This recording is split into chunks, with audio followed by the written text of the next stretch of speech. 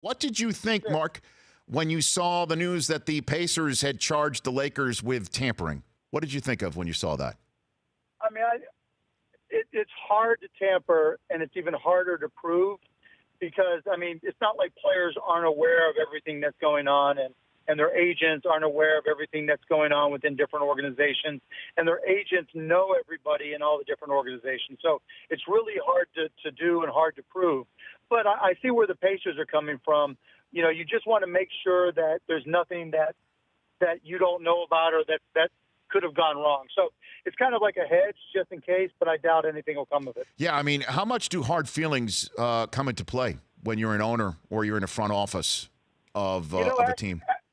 Ask the Clippers about DeAndre, about DeAndre Jordan. I mean, you look at your team and you know who drives the team. And when something like that happens, look, like when we lost Steve Nash way back when, there were some things that I thought were a little bit questionable, but it was just the price of tea in China, right? It's just the way it works.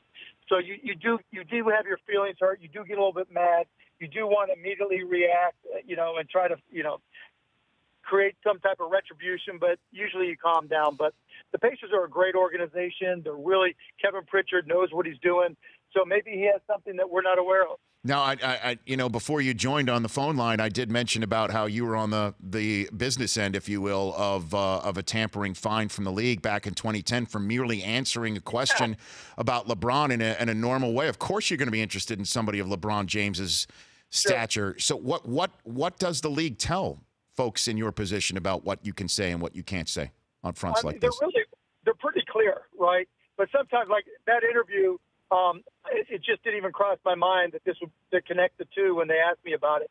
And so sometimes you get caught. But that was also a little bit of a different era. I mean, David Stern loved to find me just because he needed the donut money. It was kind of a little battle that went on between us. And Adam's a lot different. With Adam, there's got to be intent. With David, if you just broke the letter of the law, even if not the intent, then he was going to nail you, especially me. So, I think Adam will look to see if there's any intent, and we'll see what happens. When was the last time you spoke to David Stern, Mark? I talk to him every now and then, actually. I mean, look, I love David. We butted heads a lot and disagreed on a lot of things, but I learned from him. I think he learned from me, and I'm better for it. And so we'll talk different types of technologies. He tries to keep up on everything.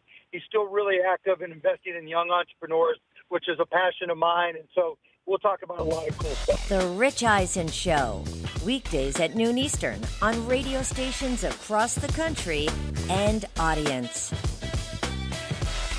If you like that video, be sure to download our app. Don't have any memory on your phone? Let's start to delete some of those slow-mo videos you have. And you know which ones I'm talking about.